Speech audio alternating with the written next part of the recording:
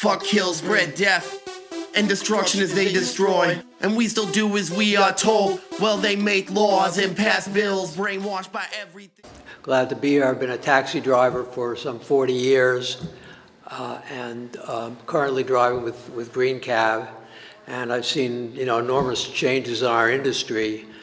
And I want to talk about that. But before I do that, I wanted to talk, or at least bring up on a more general basis, what's been going on with AI. And I'm sure that some of you have seen this around town. It's a bus stop ad. Stop hiring humans, and then with an asterisk, for work they hate. And then it says the era of AI employees is here. They're not being defensive or apologetic about it all. It's the typical, tech universe, in your face. Let's break things down and recreate them according to our means and our needs. I have some questions about this. First of all, how many people really do hate their job? But let's assume that some do. So if they do, why are they doing it? Because it's a job that they need. So the answer is not to replace them with a robot. The answer is to turn it into a job that they like, turn it into the conditions under which they feel that they are being productive and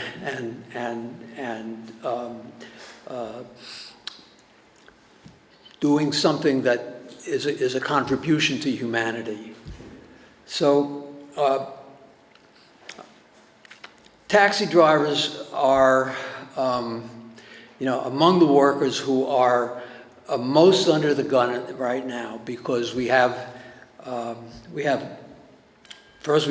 and Lyft, which was bad enough. With the deregulation that Steve was talking about, it's been a race to the bottom for the past dozen years or so. And now, of course, we have Waymo. And Waymo it's a threat to the working drivers. It's also a threat to the public. These vehicles have not been properly vetted. The regulators, which are the DMV and the California Public Utilities Commission, do not actually test those vehicles before they go on the street. They rely on the self-certification of the manufacturers that they are up to the task. And before we had Waymo, we had Cruise. And when Cruise went onto the streets, there were all kinds of signals that they did not belong there. Their vehicles were blocking intersections, driving erratically. I saw myself, I saw one of them that was just sort of lurching up the street in bits and starts and stopping for 10 seconds and lurching forward. Created all kinds of havoc. There were, I think, 70 or 80 incidents in which they were blocked emergency vehicles, mostly fire trucks, either on their way to or doing their job. One of them actually ran into a fire truck. All of these incidents, and yet the regulators allowed them to keep operating until one of them ran over a woman and then dragged her for some 20 feet along the ground because the vehicle didn't realize that there was a human being under its wheels. So finally they suspended them and actually never actually terminated their ability to do this permanently. It was Cruise itself that decided that they just weren't going to make it, probably for financial reasons more than anything else, because at that point, people had lost so much confidence in them that it was doubtful that they would have many people using their vehicles. So this is the the conditions and the situation that we have, and now we have Waymo, and Waymo's track record is better, but only by comparison. They had close to 700 accidents, not just in San Francisco, but in San Francisco and the other places that they operate, but mostly in San Francisco because they've been here the longest and they have the most vehicles here. Almost 700 accidents since they started in 2021 up to the end of 24, and I don't have actual statistics for 25, but there were at least 190 some odd accidents by March of this year. So these things keep building upon themselves. They also block streets. They've also hampered firefighting operations. They claim that they're not at fault in most of these accidents, but it's purely self-reporting. They submit the reports to the government agencies that demand them, and they assign, the cause to the accident. So it's simply not anything that you could rely upon. So the regulators have been missing in action. They've been purely reactive. What we need is proactive regulation of these vehicles so that when they do things like this, first of all, they are tested in the first place. They are monitored in their actions, and as soon as there's a problem, something is done. These companies have on several occasions taken their vehicles off the street to update their software because of problems that the companies have discovered, but the regulators need to be on top of this as well. Beyond their actions on the street and their interaction with the public, there are numerous other problems that are lurking in the future. These are vehicles that are, on the internet. Are they subject to hacking? Well, what nowadays is not subject to hacking? What if somebody gets hold of one of them or an entire fleet of these things? These things are basically drones. And we know what, uses drones are being put to. What if there's a natural disaster and their communications are cut? We have hundreds of these things on the street right now. Waymo won't even tell the city how many vehicles they have out there. We know that it's at least 300. It's probably more like 700. And we just don't know this because they're not cooperating with the city. What if these 700 vehicles, probably soon to be 1,000 and who knows how many more, lose their communications? You're going to have a wasteland of stalled vehicles across a city where maybe we've had an earthquake or some other natural disaster, and they're going to be in the way of the emergency vehicles. They're going to be in the way of the rescuers. At one point, the city of San Francisco was talking about using taxi cabs as actually an emergency fleet to help in a disaster. To move people around, to move supplies around, because as long as the roads are passable, we are out there, we can be out there, we can help. If we have that kind of a disaster with Waymos out there, they're going to be hampering the operations. They're just going to be in the way. So there just needs to be a lot more oversight, regulation, and determination of whether these vehicles are really up to the task. There is one thing that I can ask you to do. It's a small thing, but there is a movement right now to keep Waymo off of Market Street. Right now, Market Street is reserved for Muni, for taxis, for bicycles, scooters, pedestrians. Waymo is trying to work its way onto Market Street, and they have the support of the mayor, and they are now mapping Market Street so that their vehicles can operate on Market Street. And there is a movement in town to prevent that, keep Market Street moving. And it's a huge coalition of bicycle coalition, taxi workers, Sierra Club, various pedestrian and transit-related organizations. So if you like, there is a flyer on the desk there. You can scan the QR code and sign a petition, or you can go to the website, keepmarketstreetmoving.org, and do that. But that's a small thing. Another thing that has to be done is, let me say, the main thing that has to be done is protecting the workers who are going to be suffering the consequences in all aspects of AI, but certainly including cab drivers who are going to be the victims of this tech frenzy that's going on.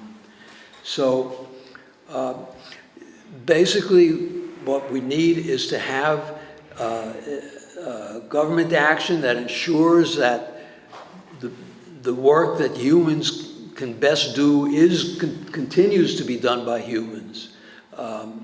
And that includes taxi drivers and many, many others. And where workers are replaced, because this, I mean, realistically, this is going to happen. There need to be really, really strong protections for those workers who are replaced. Wage guarantees, so somebody who loses their job can continue to live a decent life. If they take another job at half the pay, they need to have that pay supplemented and reimbursed so that they can live the life that they have been living. There needs to be education and training for people so that they can find other kinds of jobs. There need to be other sort of forms of support. Relocation assistance so that workers who can't find work in one location can move to another, and the kinds of assistance that allow workers to continue their lives with dignity and with economic security. I'm going to talk, actually it's going to be a little bit about Uber, but I'm going to start off talking about the really new big tech means of mobility in San Francisco, which is Waymo. And I don't know how many people have heard this news. It made a little splash. But on April 10th, Mayor Lurie announced that he was welcoming autonomous vehicles onto Market Street. This was part of his plan to revitalize downtown and, using quite a few buzzwords, continue San Francisco's history of innovation and expanding access to local businesses. So Waymo, which is, I guess you all know this, Waymo is the autonomous vehicle developed by Alphabet, Google's parent company, and it's been operating all over San Francisco for the last couple of years, providing paid passenger rides. So Waymo was to begin mapping right away on Market Street and launch passenger service by this summer. And so this was a shock to people, and if you haven't been following this, let me just summarize why. One was Market Street, downtown, east of 10th Street, was made car-free in January 2020. So it had been car-free for 5 years at this point. Second of all, the project to make Market Street car-free had been one of these very long, 10-year-long public projects that had involved a lot of people, a lot of community groups, some of whom we work with, some of whom we in the taxi community actually don't work with, but it was at least a process where you could have attended meetings and given public comment. And then suddenly the mayor just makes this announcement, apparently upending this long plan. And the timing of Mayor Lurie's announcement was pretty bad. because just a week before, the Municipal Transportation Agency announced that they were cutting back several bus lines that ran on Market Street downtown because of this looming financial deficit that the MTA board is facing as well as the city. So several bus lines that previously went from the outer neighborhoods, I think it was there was the 5 Fulton, the 9 San Bruno, the 31 Balboa, that normally went from an outer neighborhood. The 21 was going to be combined, and the 6. So these buses that normally went from the outer neighborhoods to Market Street and then down Market Street to the Ferry Plaza or near it would now turn around when they got to Market Street, and passengers would have to get off and transfer to another bus if they wanted to continue down Market Street. So there we had a situation where an affordable means of public transportation was being cut back, and something that the tech billionaires think we need, and people may disagree about this, autonomous for-hire vehicles, which, by the way, are not cheap to ride in, was being allowed on Market Street. And so there was a lot of kind of sensational press around this the first week or two, and since then it's pretty much died down. But there's still things happening.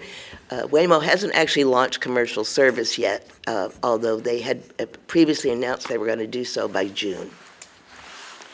So basically, Mayor Lurie's invitation to Waymo to come down and operate on Market Street got a little more attention than I think he counted on. So first there were the usual suspects. There were the transit advocates, the safety advocates, the bicyclists, the pedestrian advocates, the taxi advocates. But in addition, the other groups that were very, very unhappy with it were Uber and Lyft, who blasted the mayor for favoritism to Waymo, and Uber even sent a mayor a letter threatening to sue the city for blocking them from Market Street. And I'm going to backtrack in a little bit and explain why Uber was blocked from Market Street to begin with. But the more transit advocates pointed out that since this section of Market Street, which is only downtown, east of 10th, basically it's between 10th and Main Street, this section of Market Street has seen like a 40% reduction in collisions, vehicle collisions, since going car-free. And in terms of transit speeds, it's seen a 14% increase in the speed of the Muni vehicles, the surface Muni vehicles. And the point they make is that these were lasting impacts that were equitably shared, among everyone who uses Market Street. Well, not so much drivers because they can't use it, but people on the bus, people walking, people bicycling. So to backtrack just a little bit and talk about this closing of Market Street to cars, this was actually passed by the MTA board in 2019, in October 2019, after, like I previously mentioned, after like 10 years of various types of public outreach. And then a few months later, in January 2020, they implemented the car-free part of what was to be a massive re-envisioning of Market Street. So this was, making it car-free was the quick build part of this project. The project itself was known as Better Market Street. It was going to take years. There was going to be new sidewalks, street furniture, trees, all kinds of improvements in many people's view to Market Street, as well as, since they were tearing up the streets, they're going to redo the sewer, everything under the street as well. So it was a massive project. So the easiest part to implement was the car-free section. They made signs, they put up the signs, and it went into effect in January 2020. So certain vehicles were allowed, obviously Muni, and I believe it was AC transit buses go a short segment on Market Street, but, Muni buses, the paratransit vans, taxis, emergency vehicles, and delivery trucks for the merchants along Market Street were to be allowed on the street. But Uber and Lyft were not allowed to operate on Market Street. And the reason for this was because when it came to modifying the transportation code, the word they used for delivery trucks, they used commercial vehicles, which refers to the registration of your vehicle. So Uber and Lyft's vehicles are not registered commercially, which was an exemption to the California Vehicle Code, which Uber lobbied very, very hard to get back in 2015. So they are not commercial vehicles. And Lyft kind of tried to be the good guy with Better Market Street and didn't advocate for access, but Uber did. But they were like ridiculed by everybody because they had lobbied so hard not to be labeled commercial vehicles. So they were blocked. But as it turns out, there are vehicles that operate on the Uber app and on the Lyft app that are commercial vehicles, and this is their higher-end service, known as Uber Black. I don't know what Lyft's is known as, that charge more. They are, generally operated independently by individuals who own their own vehicle but do this as a living as opposed to sort of the more part-time Uber and Lyft drivers. Lyft has a similar service. There's independent limo and town car businesses, not to mention the fact that almost every pickup truck has commercial registration based on their weight in addition to their usage. So I would assume that every Tesla Cybertruck is registered as a commercial vehicle.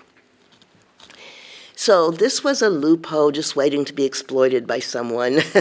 And it came about finally on April 10th with Mayor Lurie's announcement.